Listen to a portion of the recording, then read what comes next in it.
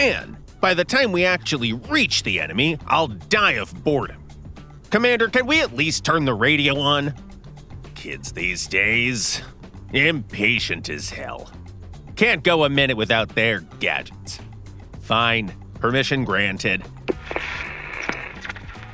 Today only, the Imbatron 9000 laser for just 99 billion.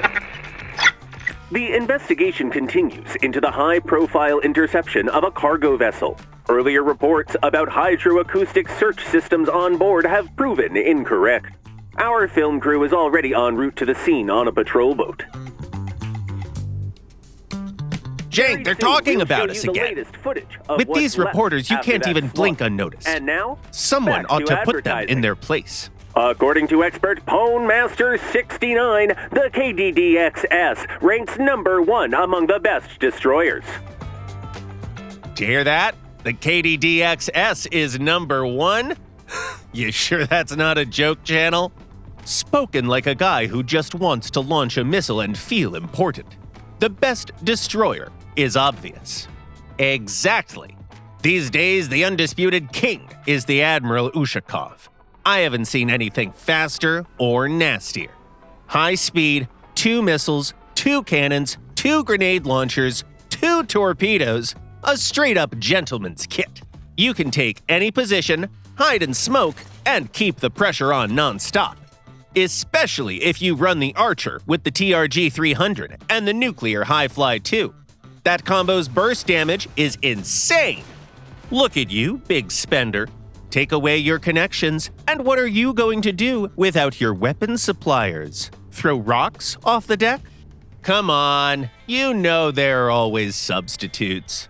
You can swap the cannon for the A200. It's available for ranked coins now. Or you can grab the L-52 with the Primetron off the market, no problem. If you're truly desperate, slap on the Monarchs and get moving. And that's just some of the decent options. Grenade launchers aren't an issue either. Run the TRG-230. Sure, less damage, but submarines will still give you a wide berth. And what's your TRG going to do against the Poseidon? Put on an underwater fireworks show? That one's rough, yeah. But you have to give something up for that kind of damage. And don't forget which ship we're talking about. On the Ushakov, ducking a torpedo behind an island isn't exactly hard. And if you're obsessed with universal options, try the Lars. It'll shoot down the Poseidon and all the missiles chasing you to boot. Or just take the RBU 2500, a good old classic with a nice rate of fire. Hold up. Let's say missiles are coming at you, and your grenade launchers don't catch them on launch. The Kashtans and the Oregons won't react fast enough to stop everything. Result? Boom. Then replace that museum junk with modern countermeasures. The HPLS-100 or the Al-Ka are perfect. Worst case, you can run the K-SAM Block 2 or the Talos. Must be nice being able to swap gear. I still remember buying the Yamato for gold. My supplier flat out forbade changing anything. Classic, they said. Wait, gold. Of course. The Zumwalt. That's my favorite destroyer. A born sniper. What were you saying, high flies and archers? If my Zumwalt had those, your Ushakov would be nothing but nuclear ash. Here we go again with your sniper. You try finding me first, catching me, and then you can start praying that your missiles get through my AA. Catch you? The Zumwalt is almost 4 knots faster than that heat, and it's stealthier too. 3.6 kilometers detection for me versus your 4.2 with the Max Mod package. Whatever.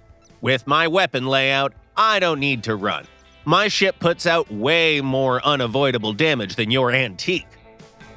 Speaking of antiques, maybe we should ask the Admiral. Admiral, Zhang and I are arguing. What's better, the Ushakov or the Zumwalt? Both are solid.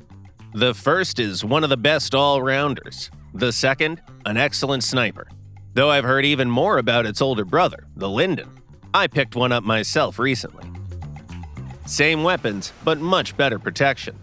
But me, I'm a classic guy. The Fletcher, with its triple cannon slot, is great at range and up close. And the way it looks with the buckshots, even a battleship won't stand up to that.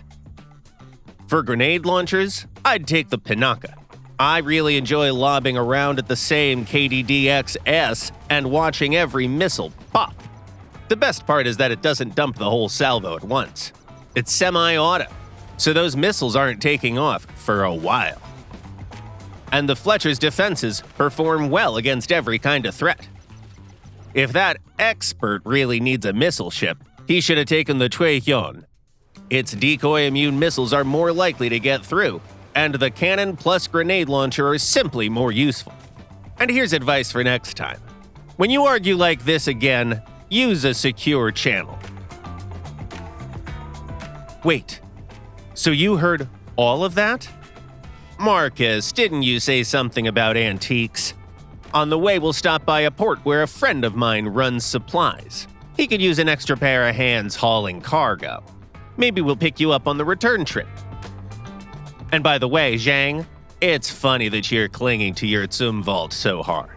You're sitting on a ship with huge potential right now. When people see 4 cannons, a good half of them will raise the white flag immediately. All right, the Akya in stock. The Su-39 in stock. The Hi-Fly 2 in stock. Good evening. Word is a certain sailor P-21 stopped by here. I'd like to know where he's headed. Who the hell is this showing up at the end of the day? Get out! I don't know any Wait.